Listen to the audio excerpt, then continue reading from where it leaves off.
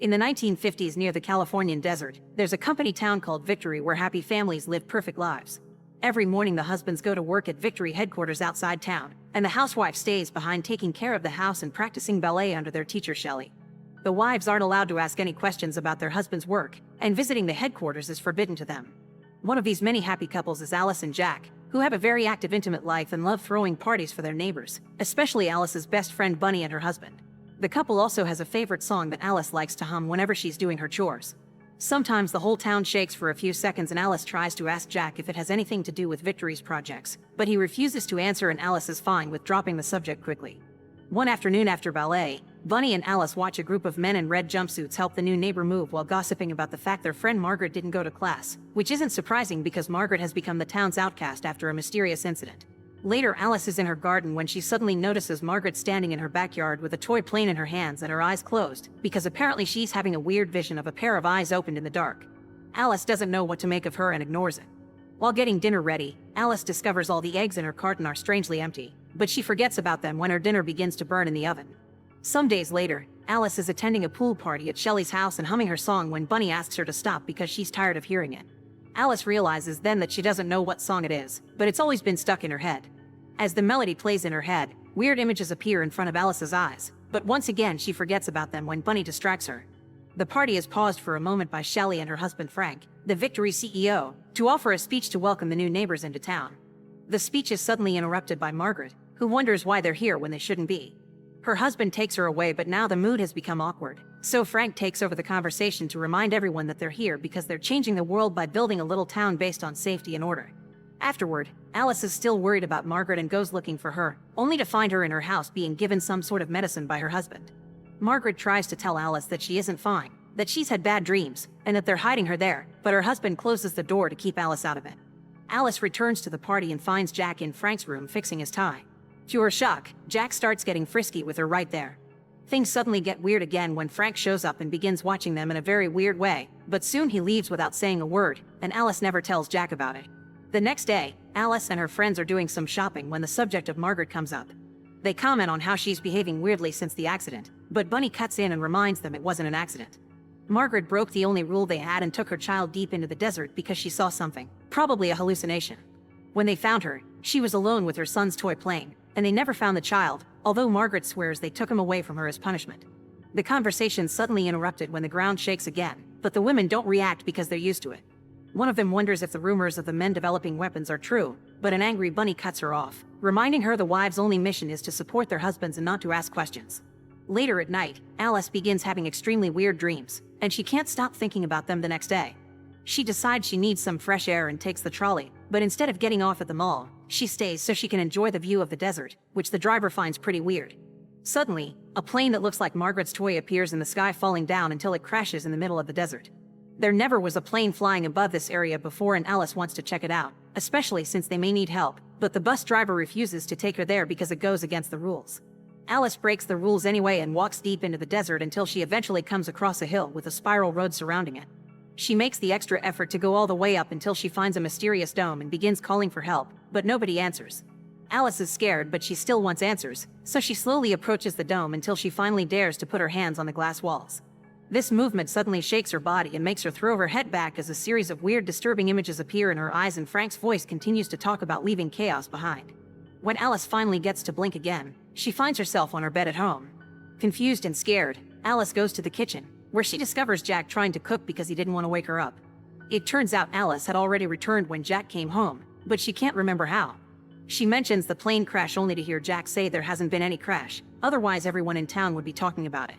Alice gets upset and blames it all on bad dreams, and Jack distracts her with some comforting touches and jokes about cooking.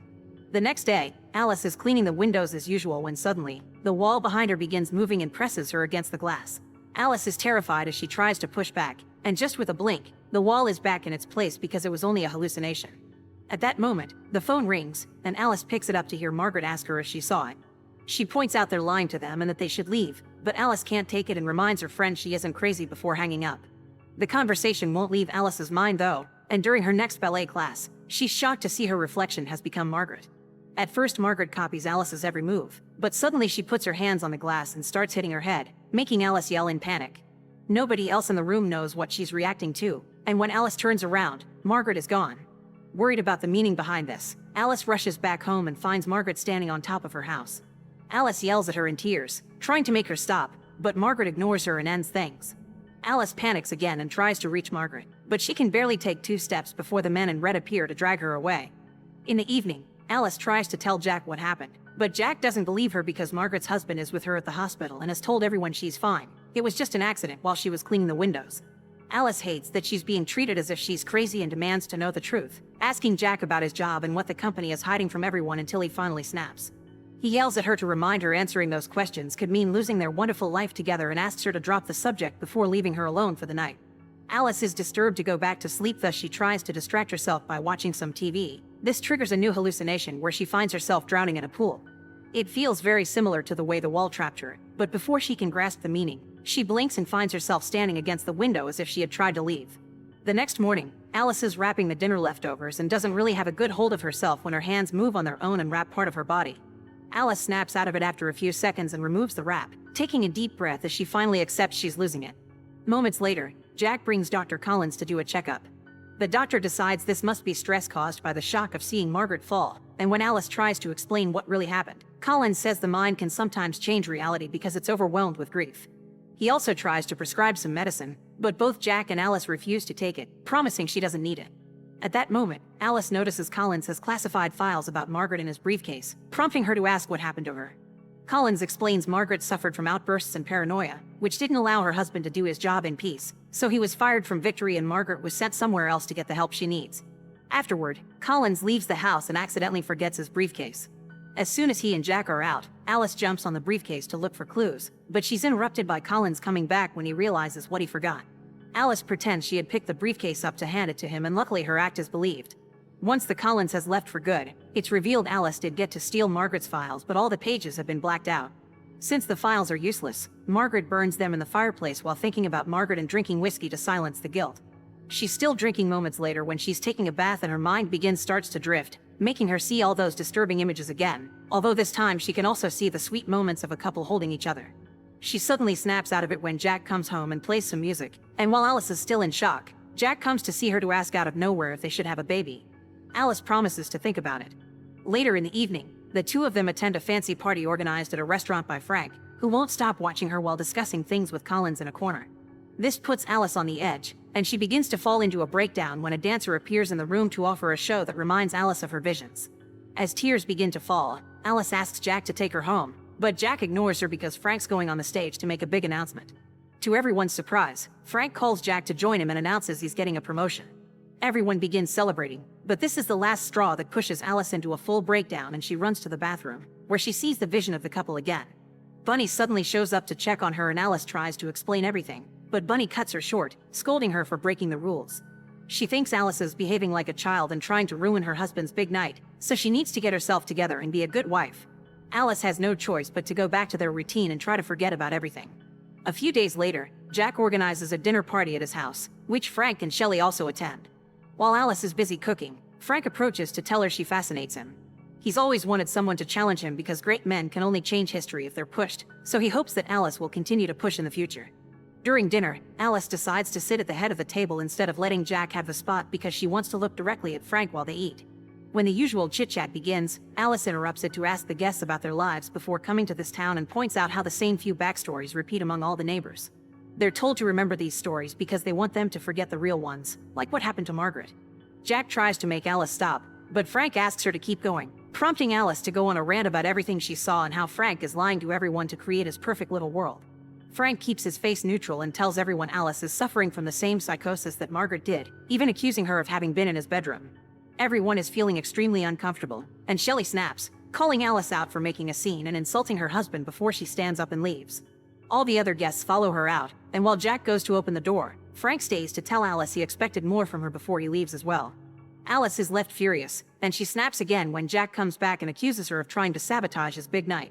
She immediately comes to him to swear that wasn't the case. Jack is more important to her than this life in Victory, and they need to leave this place before it destroys their relationship. After hearing lots of begging, Jack finally gives in and accepts to run away together.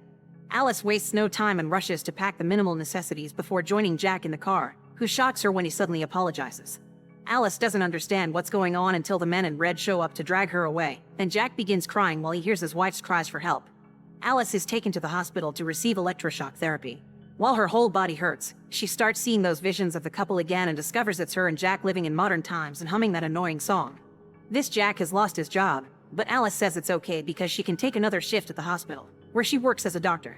Taking double shifts begins taking a toll on this Alice, and when she arrives home late, Jack doesn't help her mood by failing to make dinner and having the nerve to get offended when Alice is too tired to get busy with him. In the end, Jack spends his night listening to Frank's podcast promoting a way for men to find their true selves away from the society that smothers them. Sometime later, Alice wakes up again in the hospital in Victory. Collins announces she's been fixed, so Alice is sent back to town, where she begins living her old routine again as if nothing had happened. Days pass calmly until one evening, Jack comes from work singing that annoying song again.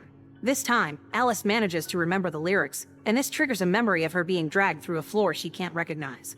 It's then revealed that the Jack from her visions is real and he's applied to be part of the Victory Project, where he can choose to have the perfect life. This has granted him access to a special machine that he keeps at home, and Alice is connected to it 24/7, because her life in Victory is all a simulation. This is the same for all the wives there, and like the other men, Jack connects himself to it every day for only a few hours, and he disconnects when he enters the headquarters in the desert. The rest of the time, he is in charge of keeping Alice's real body well and has to work at some low job to pay for the machine. Back in Victory, Alice falls to the floor in pain, overwhelmed by the images that just hit her mind. She demands an explanation from Jack, who immediately gets defensive and yells that he did it so they could have a perfect life because they had been miserable. Alice still believes he's behaved like a twat for taking her autonomy and trying to convince her she's crazy. She's also worried about the other wives and the kids, but Jack immediately clarifies the kids aren't real, they're part of the simulation as well. Then Jack falls to his knees to beg for forgiveness as he clings to Alice, making it hard for her to breathe. Tired of her husband's lies, Alice grabs a glass and uses it to hit Jack to knock him out. What she doesn't know is that dying in Victory also kills you in real life, and as the real Jack closes his eyes, Frank gets a call telling him what happened. At that moment, Bunny enters the house because she's heard some noises and immediately covers Jack's body before trying to calm Alice down. Alice tries to explain it all and Bunny confesses she already knows. She chose the simulation because it's the only way she can have her kids back after they died in real life. She also explains Alice needs to go to the headquarters and disconnect herself because Jack can't do it for her in the actual machine anymore. Alice is afraid but does as Bunny asks, finding all the neighbors are coming out as well. As all the street lights begin exploding, the women are started to notice something is off, but the men are concentrating on asking about Jack and trying to stop Alice. Bunny comes out to push the men off, giving Alice the chance to get in a car and drive away just in time before the men in red arrive, stealing cars to go after her. A chase begins through the streets, and while Alice manages to leave town with no trouble, things get more complicated in the desert when the men in red begin to hit her car with theirs.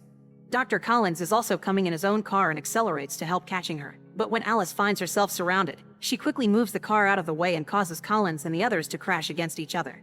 Frank receives the news of Collins' death at home with a call on speaker, so Shelley hears what's going on too. While Frank's busy giving orders, Shelley approaches him and stabs him, claiming it's her turn now. In the desert, Alice continues driving until she finds the hill and takes the road with the car, but the vehicle gets stuck on a bad turn. Still not ready to give up, Alice jumps out of the car and begins running, thinking the car blocking the ways enough to stop the others. Unfortunately, the men in red leave their cars too and start climbing the hill to try to catch up with her, so Alice has to push her body to the extreme in order to run all the way up. When she reaches the dome, Alice hallucinates Jack hugging her and asking her to stay. She also remembers their time together in real life. At that moment, the men in red appear behind her, which reminds her of what she has to do. Alice runs to the wall and puts her hands on the glass, throwing her head back as the disturbing images come back to her mixed with some memories of the real her. Suddenly everything goes black, and Alice gasps. Make sure to subscribe and turn on notifications so you can watch more videos like this. Thanks for watching.